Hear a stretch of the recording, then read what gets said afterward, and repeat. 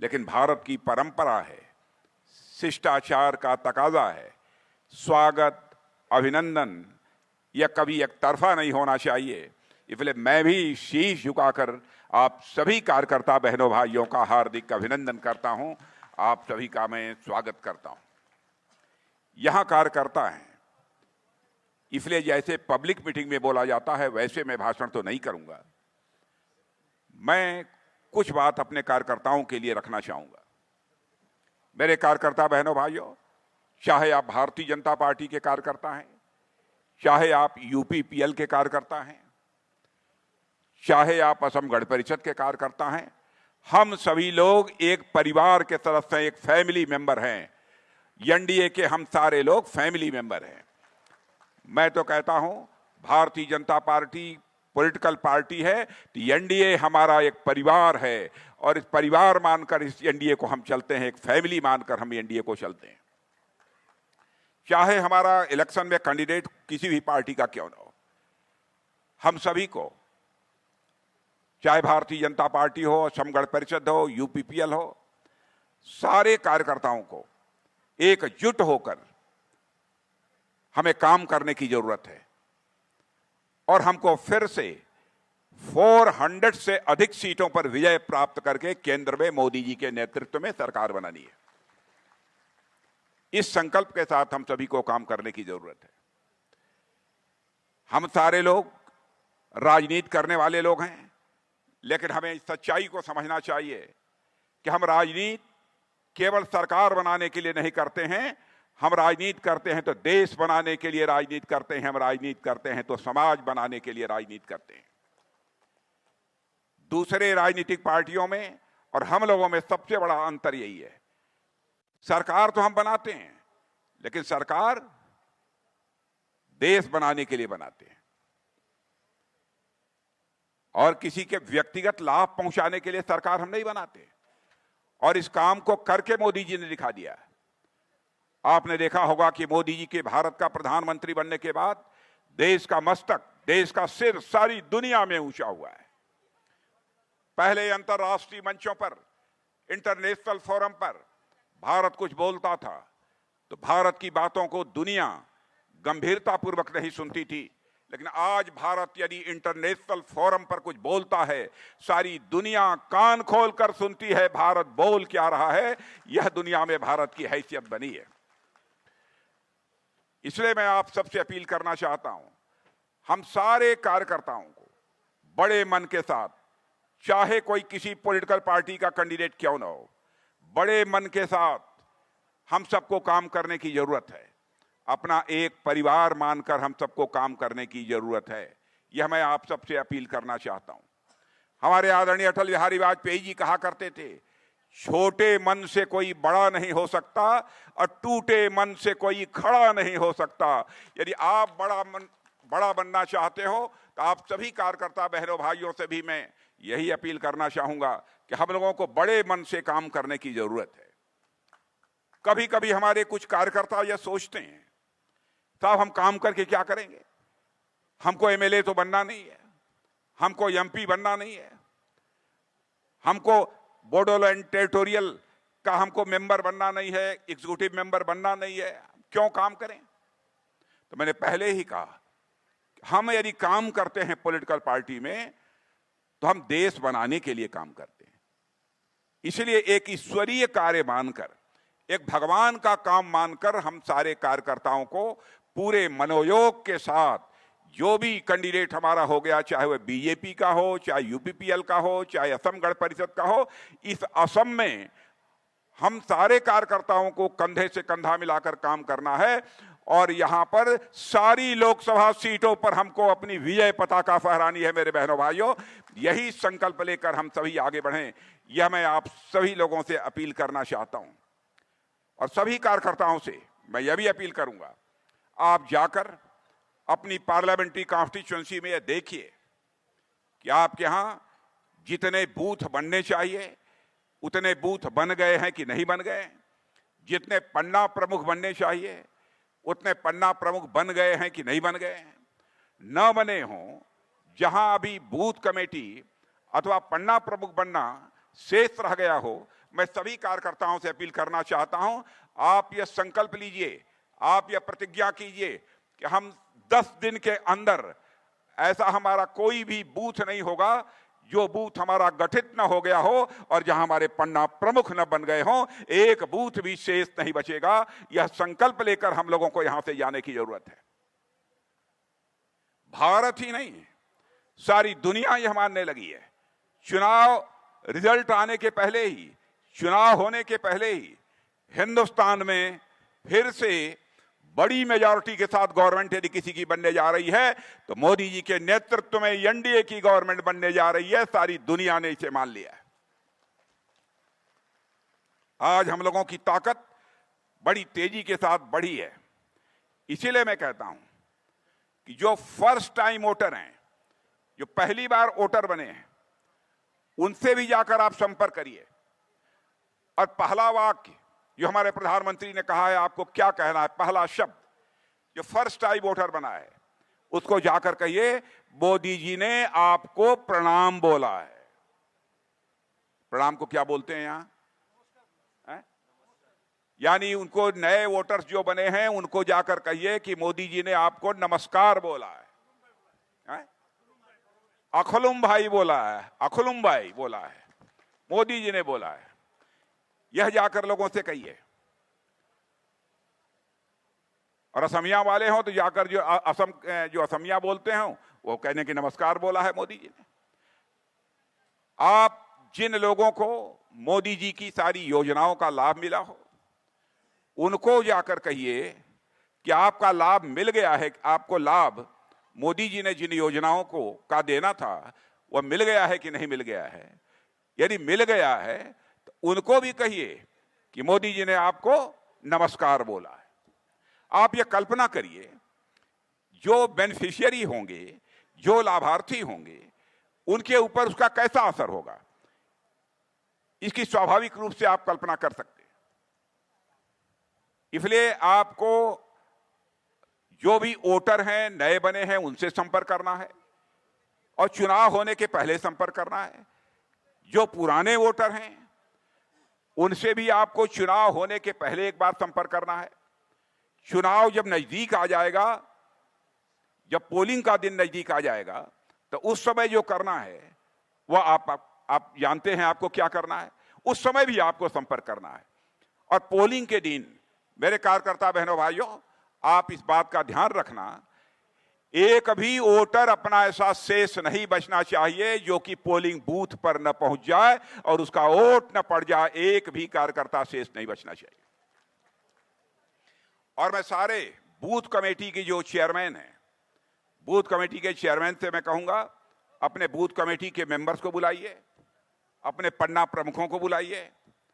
इन सब सारे लोगों के साथ बैठकर पहले से अपने बूथ की पक्की प्लानिंग कर लीजिए, ताकि जिस दिन इलेक्शन होना हो उस दिन एक भी वोट आपकी गली में, आपके मोहल्ले में शेष नहीं बचना चाहिए जो कि बैलेट बॉक्स के अंदर आकर पड़ न जाए।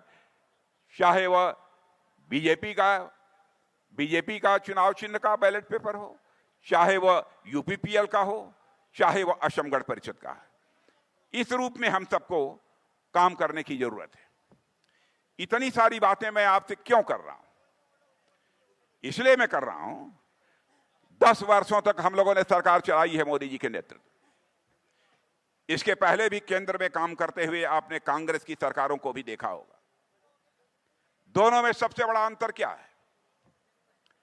कांग्रेस की सरकारों पर साल 2 साल में ही भ्रष्टाचार के आरोप लग जाते थे, लेकिन 10 वर्ष का समय गुजर जाने के बावजूद भी मैं दावे के साथ कह सकता हूं, चाहे भारत हो अथवा दुनिया का कोई देश हो, उंगली उठाकर नहीं कह सकता है कि हमारे प्रधानमंत्री अथवा उनकी कैबिनेट के किसी मंत्री के दामन पर कोई भ्रष्टाचार की दाग लगी हुई हो। यह दुनिया का कोई व्यक्ति नहीं कह सकता। इसलिए मैं आपसे वोट मांगता हूं। भारत तेजी के साथ आगे बढ़ रहा है और आपको पता नहीं, जानकारी है कि नहीं है। मैं बहनों भाइयों आपको मैं जानकारी देना चाहता हूं, दुनिया के दूसरे देशों के जो प्रेसिडेंट, प्राइम मिनिस्टर, जिनको राष्ट्राध्यक्ष कहते हैं, उन राष्ट्राध्यक्षों ने भी, दुनिया के सारे राष्ट्राध्यक्षों ने यह मान लिया है 21वीं सदी दुनिया में यदि किसी की होने जा रही है तो 21वीं सदी भारत की होगी, यानी 21वीं सदी में भारत सबसे आगे जाएगा दुनिया में। सारे दुनिया के लोगों ने मान लिया है। गरीबी का यहां तक सवाल है, हमारे प्रधानमंत्री बार बार कहते हैं पाई पाई से, एक एक पैसे से हमको इस देश के गरीबों की भलाई करनी। मैं समझता हूं आप लोगों में भी जो सबसे हमारे गरीब कार्यकर्ता होंगे, आप जहां के रहने वाले हैं, वहां के मोहल्ले के, वहां के गांव में जो गरीब पहले झोपड़ियों में रहते रहे होंगे, मैं दावे के साथ कहता हूं 5-6 वर्षों के अंदर आपने देखा होगा अधिकांश लोगों के पास, आप भी लोगों को भरोसा दिलाइए कि यदि हमारी सरकार इस बार फिर से बनाते हैं तो हम आपको विश्वास दिलाते हैं पूरे असम में एक घर भी नहीं बचने पाएगा जो कच्चा हो, सबको पक्का घर मिलेगा। यह जाकर सबको भरोसा दीजिए, सबको विश्वास दिलाइए। पानी की समस्या मैं जानता हूं, असम में भी पहले जब मैं आता था यहां पानी भरने के लिए माताएं बहनें बहुत दूर तक जाती थी, दूर से घड़े पर घड़ा रखकर पानी भरकर माताएं बहनें अपने घरों में लौटती थी। लेकिन मोदी जी ने फैसला किया कि हम माताओं बहनों की यह दुर्गति, यह दुर्दशा किसी भी सूरत में नहीं देख सकते। और आपने देखा कि अब हर घर में नल पहुंच रहा है, नल के माध्यम से लोगों को जल मिल रहा है। और यदि आपके यहां ऐसा कोई गांव, ऐसा कोई घर शेष बचा होगा जहां नल नहीं पहुंचा होगा और नल के माध्यम से जल नहीं मिल रहा होगा, बहनों भाइयों, आप कार्यकर्ता मित्रों जाकर जनता को आश्वस्त करिए कि वह दिन दूर नहीं है कि साल, 2 साल, 3 साल के अंदर आपके घर में नल नहीं है तो नल पहुंच जाएगा और नल के माध्यम से आपके घर में जल आना प्रारंभ हो जाएगा। इलेक्ट्रिफिकेशन, इलेक्ट्रिफिकेशन तो मैं समझता हूं असम में हो गया होगा सबका। क्यों? बिजली की कोई कमी नहीं है।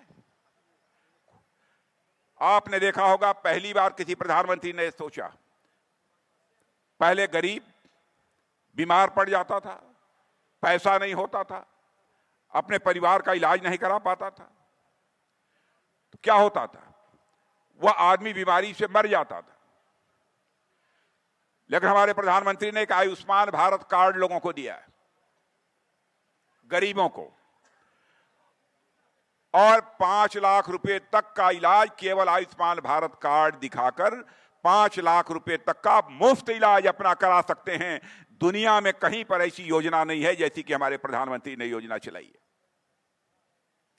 है। एक से एक योजना है। असम में भी बहुत सारी माताएं बहनें होंगी जिन्होंने कि लकड़ी जलाकर, अंगीठी जलाकर खाना बनाया होगा, धुएं से आंखों में आंसू आने लगते थे। लेकिन एलपीजी गैस सिलेंडर पहली बार मुहैया कराने का काम किसी देश के प्रधानमंत्री ने किया है तो उस प्रधानमंत्री का नाम है श्री नरेंद्र मोदी। यानी इन सब बातों की चिंता करने वाला प्रधानमंत्री भारत में पहली बार कोई आया है तो हमारे मोदी जी आए। इसलिए मेरे बहनों भाइयों, मैं आप सबसे अपील करना चाहता हूं कि आप लोगों तक जाइए, जो आपके अचीवमेंट्स हैं, जो आपकी उपलब्धियां हैं, यह सारे लोगों को बतलाइए। और एक घटना और बतलाना चाहता हूं, कोरोना आप लोगों को हुआ था कि नहीं हुआ था? कितने लोगों को कोरोना हुआ था? तो हाथ उठाइए। कोरोना, कोरोना क्या बोलते हैं? कोरोना हुआ था। इसमें जो कार्यकर्ता बैठे हैं इनको कोरोना हुआ था कि नहीं? कितने लोगों को हुआ था? जरा हाथ उठाओ तो। कोविड, कोविड कितने लोगों को हुआ था? कोविड, कोविड, अरे वाह, असम में बहुत कम लोगों को हुआ था क्या? बहुत कम लोगों को। अब मैं बतलाना चाहता हूं, कोविड भारत में ही नहीं सारी दुनिया में यह बीमारी हुई थी। बड़ी संख्या में लोगों की जानें चली गई। भारत में इस कोविड का वैक्सीन, टीका नहीं बनता था। तो हमारे प्रधानमंत्री ने कहा कि क्या करें, तो सीधे बंगलोर गए। अब बंगलोर जाकर सारे वैज्ञानिकों से मिले और वैज्ञानिकों का उन्होंने हौसला बढ़ाया। उन्होंने कहा अब यहां पर कोविड की वैक्सीन बननी चाहिए। वैज्ञानिकों ने संकल्प लिया कि हम कोविड की वैक्सीन बनाएंगे, और मेरे बहनों भाइयों, वैज्ञानिकों ने कोविड की वैक्सीन बनाई, और वैक्सीन जो बनाई उसका टीका केवल भारत में रहने वाले लोगों को ही नहीं लगा था, बल्कि दुनिया के 100 देशों को वैक्सीन मुहैया कराने का काम यदि किसी ने किया है तो आपकी सरकार ने किया है, मोदी जी की सरकार ने किया है। यह है हमारा भारत।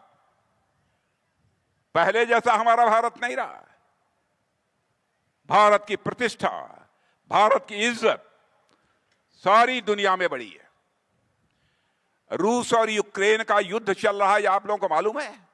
रूस और यूक्रेन का युद्ध चल रहा है, कितने लोगों को मालूम है? जरा हाथ उठाइए। वाह, बहुत जागरूक लोग हैं।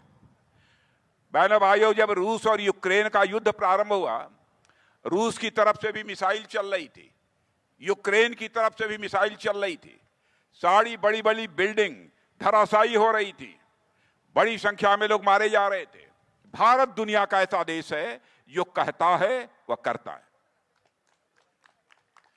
अब जैसे मैं बतलाऊं, आपने पहले देखा होगा जब चुनाव होते थे 50-60 साल पहले नेता वादे बहुत करते थे, आश्वासन बहुत देते थे, लेकिन अपने वादों को, आश्वासनों को पूरा नहीं करते थे। फिर जब दूसरा चुनाव आता था, फिर प्रॉमिस, वही वादे, वही आश्वासन, पूरे नहीं होते थे। लेकिन उठाकर हम लोगों का घोषणा पत्र, हमारा इलेक्शन मैनिफेस्टो देख लीजिए। हमने 50 साल पहले जो कहा था, 50 साल पहले, 60 साल पहले, 70 साल पहले जो कहा था, बहनों भाइयों, हमने आकर उसको पूरा किया है। हमने जो भी इलेक्शन मैनिफेस्टो में कहा है, एक बात भी ऐसी नहीं है जिसे हमने पूरा न किया। जैसे मैं कहना चाहता हूं, हम लोगों ने कहा था हम आएंगे तो जम्मू कश्मीर की आर्टिकल 370 को समाप्त करेंगे, और जम्मू कश्मीर का वही स्टेटस होगा जो हिंदुस्तान के अन्य राज्यों का स्टेटस है। तो आपने देखा कि हम लोगों ने कुछ ही साल पहले चुटकी बजाकर धारा 370 को समाप्त कर दिया, और जम्मू कश्मीर का वही स्टेटस है जो कि हिंदुस्तान के अन्य राज्यों का है। हम लोगों ने कहा था हम आएंगे तो 3 तलाक की प्रथा को समाप्त करेंगे। बहनों भाइयों, हम लोगों ने कोई चिंता नहीं की, 3 तलाक की प्रथा को समाप्त कर दिया। लोग कहते हैं आपने दूसरे धर्म के लोगों के मामले में क्यों हस्तक्षेप किया? बहनों भाइयों, हिंदू हो, मुसलमान हो, ईसाई हो, पारसी हो, कोई हो, सबकी मां बहन हमारी मां बहन है। सबकी मां बहन हमारी मां बहन है। अब किसी को कोई 3 बार तलाक तलाक तलाक बोलकर छुट्टी कर दे, क्या उस महिला के साथ जुल्म नहीं है? क्या उस महिला के साथ अत्याचार नहीं है? भारतीय जनता पार्टी केवल वोट हासिल करने के लिए राजनीति नहीं करती है, भारतीय जनता पार्टी समाज बनाने के लिए राजनीति करती है। समाज बनाने के लिए हम राजनीति करते हैं। इसलिए हम डर कर राजनीति नहीं करते कि हमें वोट मिलेगा कि नहीं मिलेगा, और हम हिंदू मुसलमान के नाम पर कोई भेदभाव नहीं करते। जैसे हिंदू हमारा भाई है, मुसलमान भी हमारा भाई है। जो भी भारत में रहते हैं, जो भी भारत की धरती पर रहते हैं, हिंदू होगा, मुसलमान होगा, ईसाई होगा, बौद्ध होगा, जैन होगा, पारसी होगा, सभी सिख होगा, सभी हमारे भाई हैं। यह मानकर हम लोग काम करते हैं। लेकिन केवल वोट बैंक की राजनीति करने वाले लोग यह सोचते हैं यह काम कर दो तो इससे हिंदू खुश हो जाएगा, इससे मुसलमान खुश हो जाएगा, इससे ईसाई खुश हो जाएगा। बहनों भाइयों, कोई कौम खुश हो सकती है, लेकिन हिंदुस्तान का भविष्य नहीं बनाया जा सकता है। इसलिए हम लोगों ने निडर होकर यह सब सारे काम किए हैं। पहले चाहे सुरक्षा का सवाल हो, चाहे विकास का सवाल हो, सरकारें यहां कहा करती थी अरे भाई यह तो चलता है, चलता है। लेकिन अब हम लोग क्या करने, अब भाई चलता है से काम नहीं चलेगा, यह हमको करना है। जो हम संकल्प ले लेते हैं वह करके दिखाते हैं, उसको जमीन पर उतारने का काम यदि कोई करता है मेरे बहनों भाइयों, तो हमारी सरकार करती है, मोदी जी के नेतृत्व वाली सरकार करती। एक समय कहा था, मजबूरी में, लाचारी में क्या करें, हम दिल्ली से 100 पैसा नीचे भेजते हैं, लेकिन लोगों तक बामुश्किल 14 पैसा पहुंच पाता है। 86 पैसा, 86 पैसा यह भ्रष्टाचार की भेंट चढ़ जाता है। प्रधानमंत्री होकर उन्होंने यह लाचारी व्यक्त की थी, लेकिन हमारे प्रधानमंत्री 56 इंच सीने वाले प्रधानमंत्री मोदी जी का करिश्मा देखिए। उन्होंने इस भ्रष्टाचार को चुनौती के रूप में स्वीकार किया और एक ऐसा सिस्टम बना दिया, जनधन, आधार और मोबाइल की ऐसी ट्रिनिटी बना दी कि डायरेक्ट बेनिफिट ट्रांसफर डीबीटी के माध्यम से आज 100 पैसा यदि दिल्ली के बैंक से चलता है तो 100 का 100 पैसा आपके खाते में पहुंचता है। एक पैसा भी भ्रष्टाचार की भेंट नहीं चढ़ने पाता। तो भ्रष्टाचार यह भाषण देकर नहीं समाप्त किया जा सकता। बहनों भाइयों, भ्रष्टाचार को समाप्त करना है तो हमें सिस्टम में बदलाव लाना होगा, व्यवस्था में बदलाव लाना होगा, तब जाकर हम यह बदलाव ला सकते हैं। पिछली सरकारों ने, पिछली राजनीतिक पार्टियों ने विश्वसनीयता का संकट, क्राइसिस ऑफ क्रेडिबिलिटी, भरोसे का संकट जो पैदा किया था, उसको भी भारत की राजनीति में दूर करने का काम किसी सरकार ने किया है तो हमारी सरकार ने किया। अब देखिए, सरकार यदि मजबूत होती है, प्रधानमंत्री यदि कलेजे वाला होता है तो कितना अंतर पड़ता है। चंद्रयान हमारे वैज्ञानिक तैयार कर रहे थे, एक बार ये फेल कर गया, नहीं पहुंच पाया अपने टारगेट तक, तो तुरंत प्रधानमंत्री वैज्ञानिकों से जाकर मिले। वैज्ञानिकों के आंखों में आंसू थे, उनको गले से लगाया, उनको ढाढ़स बनाया और कहा चिंता मत करो, फिर से कोशिश करो, लक्ष्य को प्राप्त करोगे। और आपने देखा उसके बाद हमारे वैज्ञानिकों ने एक करिश्मा कर दिया कि हमारा चंद्रयान 2, मेरे बहनों भाइयों, चंद्रमा के साउथ पोल पर पहुंच गया और भारत इस मामले में दुनिया का नंबर 1 देश बन गया।